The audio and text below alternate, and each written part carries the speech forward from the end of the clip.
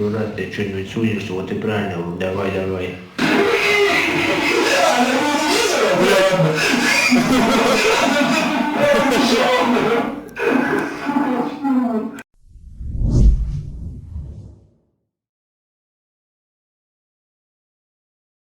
Здорово!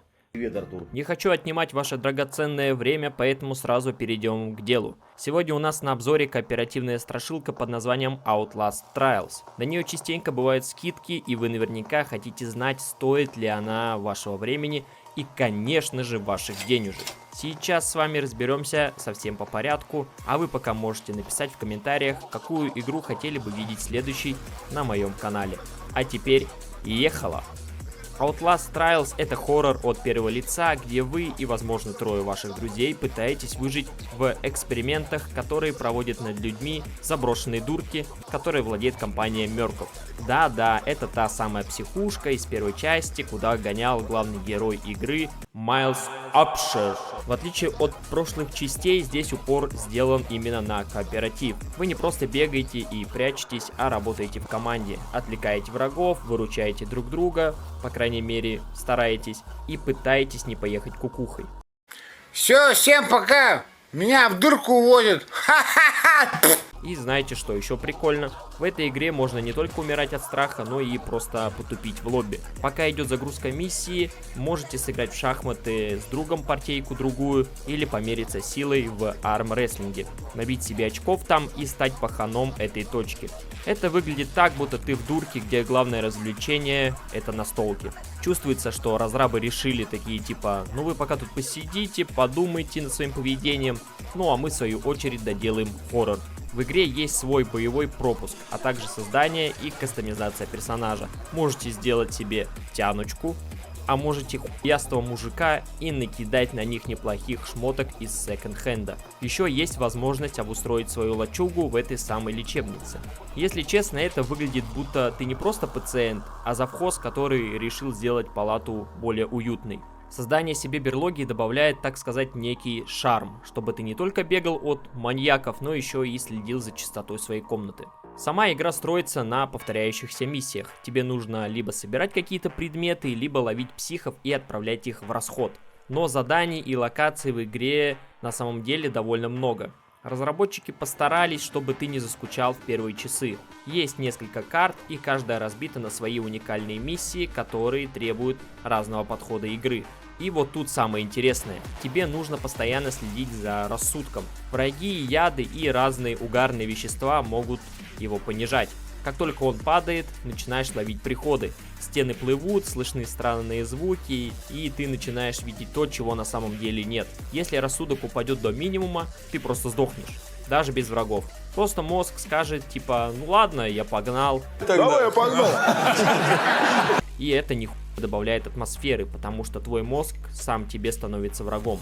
Еще есть прибор ночного видения. Он нужен, потому что в игре больше половины миссий ты ползаешь в темноте, немного подпукивая под себя от страха. Прибор работает от аккумуляторов, которые надо собирать по локациям. Без него ты просто не видишь ни ху. А с ним ты можешь хотя бы понимать, откуда на тебя бежит очередной голожопый маньяк. Так что следите за батарейками, братва. И за базаром. За базаром следи!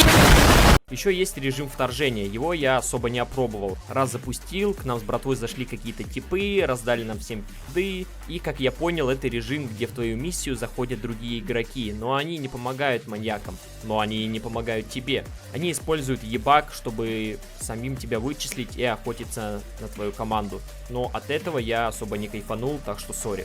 Первые часов 10 вы будете ползать по локациям, сраться под себя от каждого шороха. Каждый маньяк — это событие, а каждая тень — угроза. Но потом, когда вы уже начнете понимать, как работает игра, страх уходит. Вы уже не прячетесь, а бегаете с друзьями, орете от смеха и специально идете на врагов, чтобы оттолкнуть их или просто заагрить на себя. В какой-то момент игра перестает быть хоррором и становится просто веселым кооперативом, где вы с пацанами наводите суету. И это кайф. Она идет, она идет!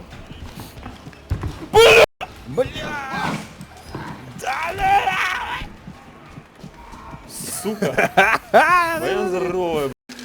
Я вижу жопу ее. У меня проблема. Дура. Я вниз.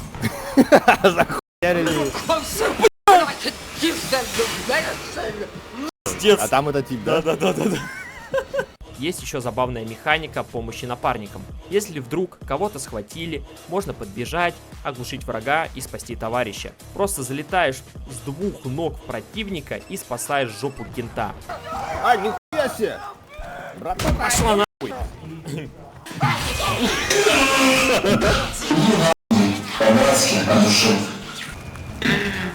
долбоебина, ебаная нахуй! Пока. Драться в игре ни в коем случае нельзя, потому что мы пацифисты, как и в прошлых частях. Только бегать, прятаться и изредка кого-то оглушать. Если вы рассчитывали раздавать пи***ов налево и направо, нет, вы ошиблись игрой. Тут твоя задача не геройствовать, а делать ноги, пока твоего друга в очередной раз запинывают бомжи. Прокачка здесь на самом деле довольно мясная. Чтобы открывать рецепты и ампы, нужно зарабатывать специальную валюту. Ты получаешь их за прохождение испытаний и выполнение заданий. Например, в игре есть способности, которые позволяют бегать дольше, быстрее восстанавливать выносливость или даже регенерировать здоровье. И я почти все открыл, потому что на это сильно время не тратится. Просто ходишь на миссию с высоким уровнем сложности и быстро пробегаешь, дабы получить x2 опыта и валюты. Шарите? Это метаплей. Шаришь? Насчет того, что такое ампы. Это улучшения, которые ты можешь купить. Например, есть ампы, которые увеличивают инвентарь, ускоряют бег или же вообще позволяют ходить по битому стеклу беззвучно. Очень помогает, когда ты пытаешься не оставить следов, пока за тобой бегает толпа голых ебак. И кстати, сейчас в игре идет событие «Сдача крови». Это такой ивент сообщества, где нужно собирать образцы крови на локациях через специальные экстракторы. За это дают временную валюту, на которую можно открыть эксклюзивные костюмы в ограниченном каталоге. Ивент продлится до 25 августа, у вас есть еще целый месяц почти, так что успевайте, братва. Отдельно хочу сказать про донат. Он здесь есть, но, к счастью, он влияет только на внешний вид, костюмы, скины для персонажа, никаких тебе бустеров увеличения здоровья или ускоренной прокачки. Ты можешь быть хоть в золотом костюме, хоть в клоунском, да хоть в костюме петуха. На геймплей это никак не повлияет. Так что если вы хотите просто играть и не тратить деньги, вы ничего не теряете. Все, что влияет на геймплей, открывается обычной игрой. Кстати, игра не стоит на месте. За те 2 года, что прошли с момента полноценного релиза, разработчики завезли кучу всего. Сейчас, например, уже аж 7-й сезон. Новые карты, режимы, враги, и все это бесплатно. Разрабы даже прогресс в режиме эскалация сбросили, чтобы все честно соревновались. Это говорит о том, что игра живет, а не просто вышла и забылась. Сейчас там уже можно не просто шарахаться от монстров, а полноценно участвовать в ивентах и открывать уникальные шмотки. Ну что ж, итог простой. В Outlast Trials играть стоит по-любому, особенно если у вас есть компания друзей. В одиночку игра теряет часть шарма, а вот с друзьями это превращается в настоящее приключение. Но покупать лучше во время скидок, потому что на игру они бывают очень часто. Полноценная цена, на мой взгляд, немного завышена, учитывая духоту и повторяемость заданий. Поэтому от себя я ставлю оценку Outlast Trials 8,5 из 10. Если любите сюжетные хорроры и бегать, устраивая хихоньки да хахоньки, берите, но опять же, лучше со скидкой.